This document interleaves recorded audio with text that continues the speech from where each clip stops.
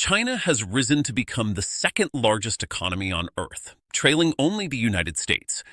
In 2025, its total economic output reached a record of roughly $20 trillion, having grown by 5% to meet the government's official target. This is a staggering transformation for a country that was, only a few decades ago, largely rural and poor. That said, the picture is not one of unstoppable acceleration. China's growth has clearly been slowing, cooling steadily as the year went on, and some independent analysts believe the true growth figure is considerably lower than the official one. In terms of raw dollars, the American economy remains significantly larger, and the gap has actually widened in recent years. So while China's rise is undeniable and historic, the once common prediction that it would soon overtake America economically now looks far less certain. China has earned its title as the factory of the world, and it is the single most important pillar of its rise. For the 16th year running, China is the largest manufacturing nation on the planet, producing close to a third of everything the world makes. Its factories turn out more goods by value than the next several manufacturing nations combined, from smartphones and clothing to cars and solar panels. In recent years, it has also pushed aggressively into advanced and high-technology manufacturing, with booming output of items like industrial robots and electric vehicles. This immense industrial base gives China enormous economic weight and global influence, since so many of the products people everywhere rely on begin their life on a Chinese production line. For America, this dominance of global manufacturing is one of the central challenges of the entire relationship. China sells far more to the world than it buys from it, and in 2025, that gap reached a historic high.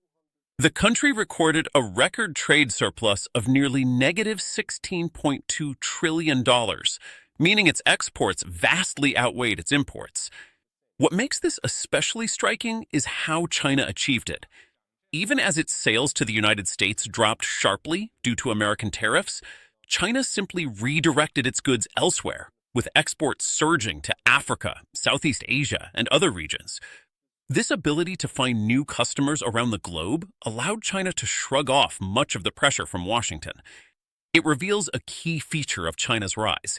Its deep trading relationships now stretch across the entire developing world, not just the wealthy West. This gives Beijing considerable resilience and considerable leverage in its dealings with America. China has built the largest naval fleet in the world, a clear symbol of its growing global ambitions. Measured by the number of vessels, China's navy has now overtaken that of the United States, boasting well over 370 ships. The country is also the world's leading shipbuilder by a wide margin, capable of producing new vessels at a pace no other nation can match. Alongside this, China has steadily increased its defense spending for 3 decades straight, and it is rapidly modernizing its forces, including developing its own aircraft carriers. It is worth noting that in terms of total money spent, the United States still spends far more on defense than China does. But the sheer speed of China's buildup has captured the attention of governments across the Asia-Pacific region and in Washington, reshaping the strategic balance. China is locked in an intense technology race with the United States, and this may be the most consequential front of all. For years, America has held a commanding lead in the most advanced computer chips, the tiny semiconductors that power everything from phones to artificial intelligence. To protect that lead, Washington has restricted the sale of its most powerful chips to China. Beijing, in turn, has poured vast resources into building its own domestic chip industry to reduce its reliance on foreign technology, with companies like Huawei making real progress. China has also used its near-total control of rare earth minerals, essential ingredients in modern electronics, as powerful leverage of its own. This tug-of-war over cutting-edge technology, with each side trying to outmaneuver the other, has become the defining struggle between the two powers. China is catching up to the United States in artificial intelligence at a remarkable pace, narrowing what was once a wide gap.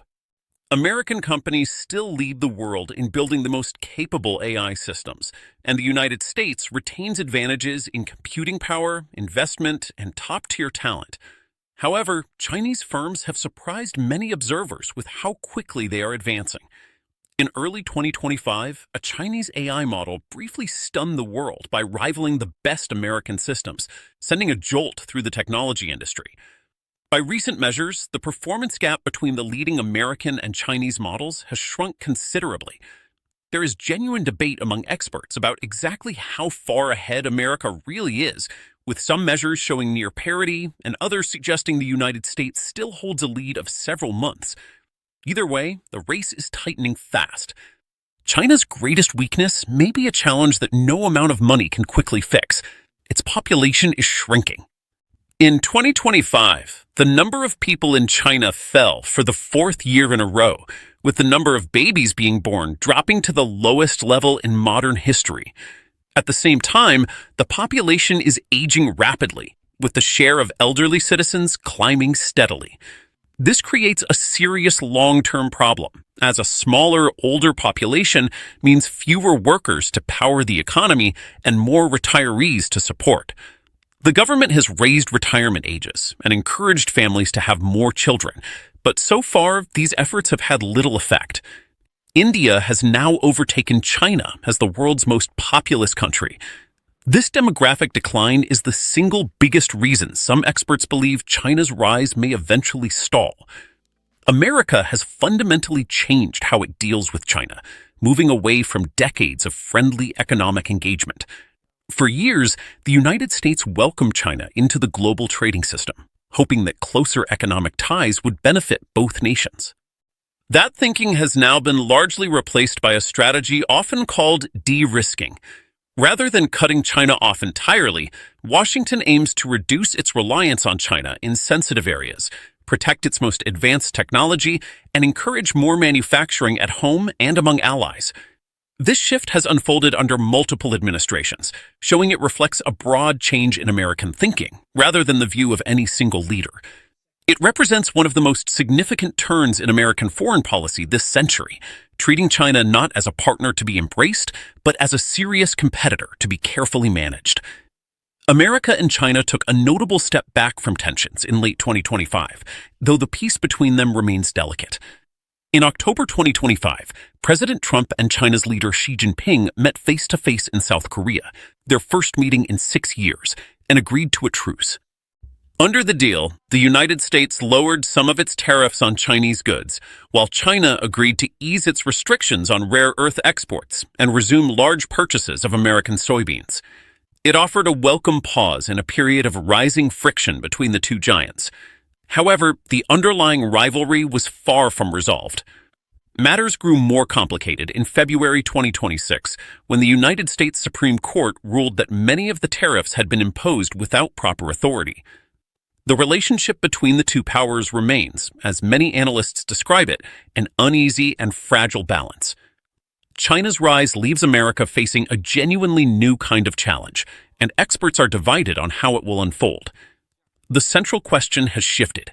It is no longer simply whether China will overtake the United States, but how America should handle a rival that is powerful, yet also facing serious problems of its own.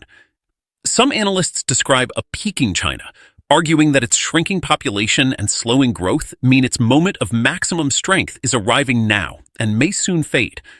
Others contend China still has plenty of room to grow and should not be underestimated. What almost everyone agrees on is that China will remain a formidable force on the world stage for a long time to come, whichever way its economy turns. For America, learning to compete with and coexist alongside this powerful nation is the defining challenge of the era.